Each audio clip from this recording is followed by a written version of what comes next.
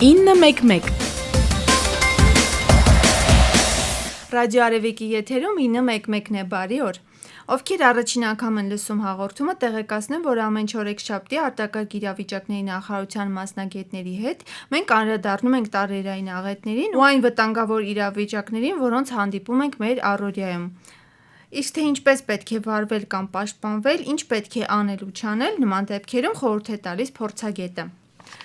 Շուտով ամանոր է, իսկ ամանորի ամենագեղեցիկ խորհրդանիշը զարդարված տոնածառն է։ Բոլորս ենք տոնածառ տեղադրում, բայց արդյոք հիշում ենք, որ այս դեպքում էլ պետք է հետևենք անվտանգության մի քանի կանոնների։ Ահա թե ինչու այսօր խոսելու ենք այն կանոնների մասին, որոնք պետք է հիշենք բնակարանը զարդարելու ժամանակ։ Օրինակ, ինչպես անցկացնել տոնական լույսերը, տան որ հատվածում պետք է տեղադրել եղևնի եւ այլն։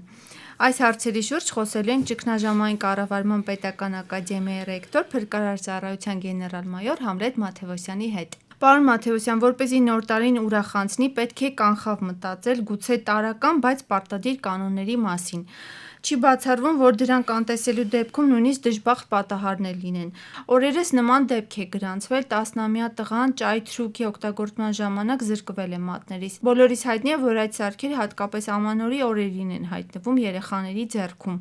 Ինչու դրանց վաճառքը չի խստացվում եւ նույնիսկ արգելվում, եւ ամենակարևորը ինչու են դրանք հասանելի երեխաներին։ Անկեղծ ասած, շատ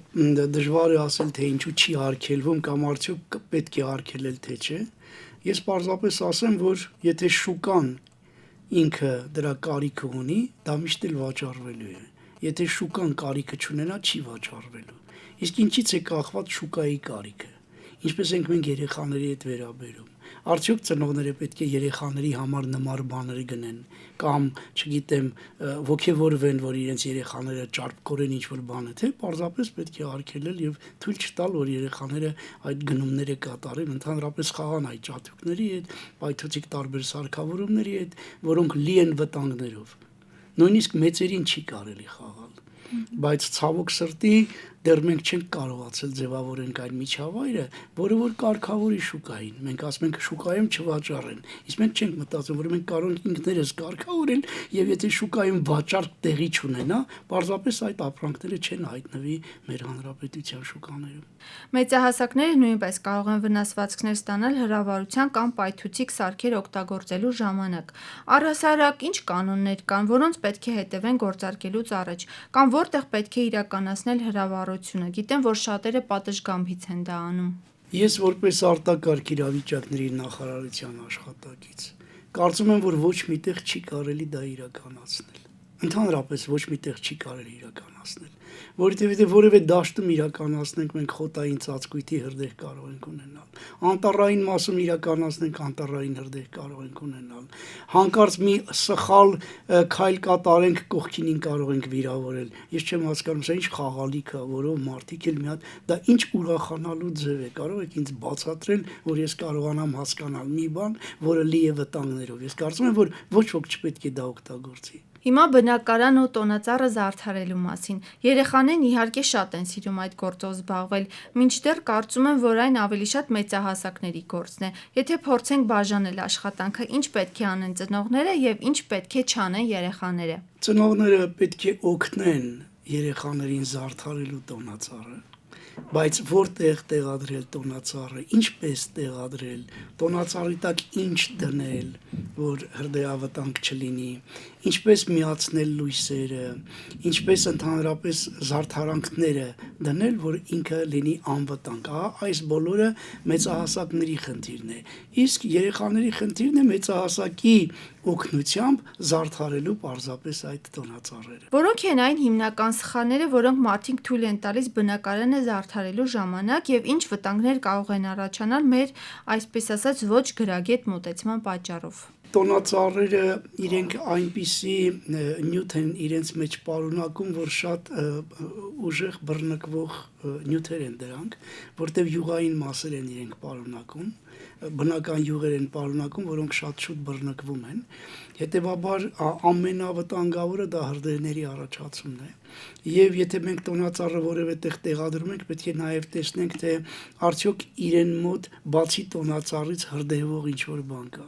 Օրինակ, եթե դուք ուշադրություն դարձնեք, կտեսնեք, որ շատերը պատուհանի մոտ, վարագույրերի մոտ տեղադրում են իրենց տոնածառերը, առանց պատկերացնելու, որ վարագույրը ամենաշուտ հրդեհվող նյութերից մեկն է եւ շատ արագ տարածվող է եւ ինքը շարժվող է նաեւ ու կարող է իրենից այլ իրեր բռնկվեն։ Հետևաբար երբեք չի կարելի տոնածառը տեղադրել վարագույրերին մոտիկ, հնարավորինս պետք է հեռու տեղադրել։ Երկրորդը շատերը օրինակ տոնածառի տակ ձյան տեսք տալու համար բամբակ են դնում, որից հետո տնակիկ են կառուցում, տնակի վրա են բամբակներ դնում, իբր ձյուն է եկել եւ այսպես տնակը ծածկված է ձյունով։ Իհարկե այս բոլորը լավ է, բայց նաեւ պետք է ուշադիր լինել, որ այդ նույն բամբակները հետագայում չդառնան բռնկվելու աղբյուր։ Իսկ դա կարող են դառնալ, եթե մենք տնակում լույս վառենք։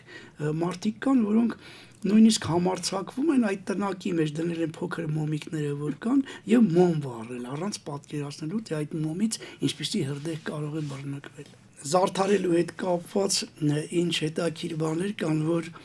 տոնածառերը զարդարելու այդ խաղալիքների, ժապավենների մեջ հատկապես այն փայլփլուն ժապավենները, որոնք որ փռում են կիպրելի ձյան փաթիլներ են, նրանք իրենց մեջ ալյումին են պարունակում։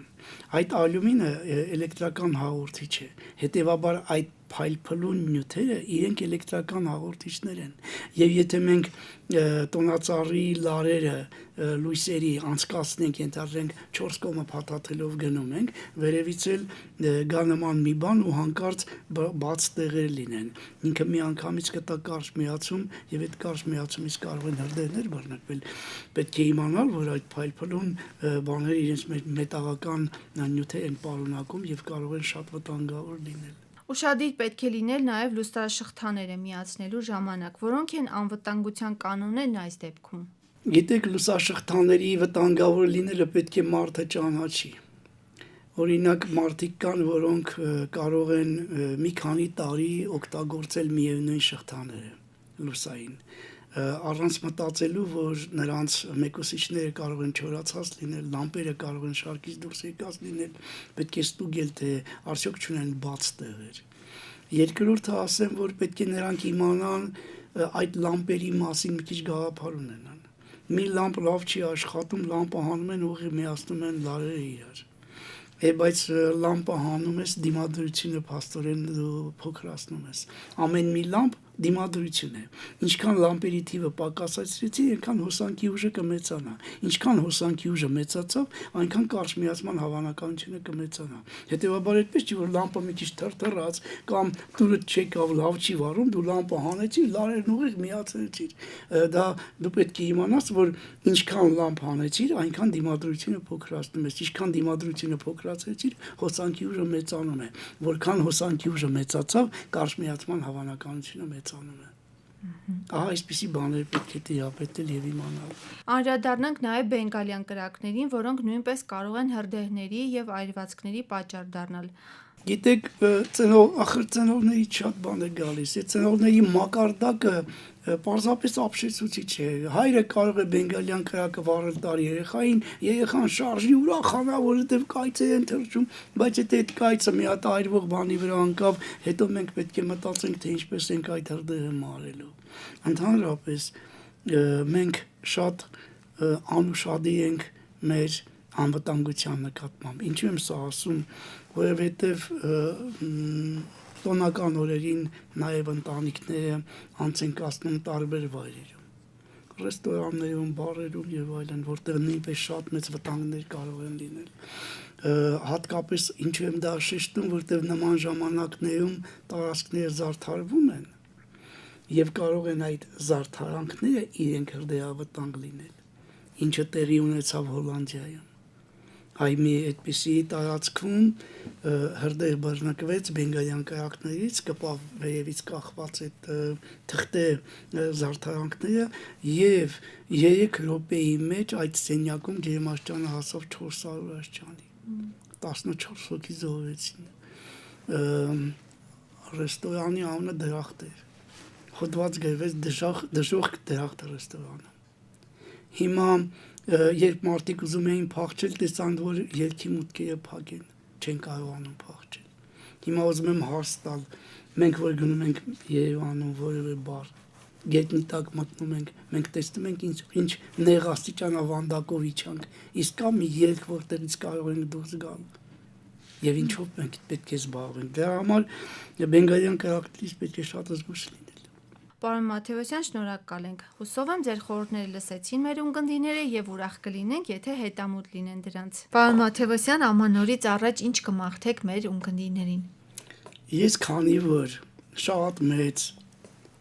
սիրով եմ կապված երեխաների հետ, առաջին հերթին կուզենայի, որ նրանք անվտանգ անցկացնեին իրենց ամանորը։ Բոլոր տեսանկյուններից, թե առողջության, թե այլ վտանգավոր երևույթներից։ Կուզենայի, որ իրենք միշտ իրենց գլխավերևում կապույտ երկինք ունենային։ Կուզենայի, որ եկող այս տարին իրենց բերի միայն ծիծաղ, ժպիտ եւ երջանկություն։ Շնորհակալ ենք շատ։ Ես էլ եմ շնորհակալ։ Իսկ ձեզ սիրելի ունկնդիրներ, հիշեցնեմ, որ Ռադիո Արևիկի եթերում 911 հաղորդաշարներ հաղորդումը վարեց Տաթևիկ Շատյանը։ 911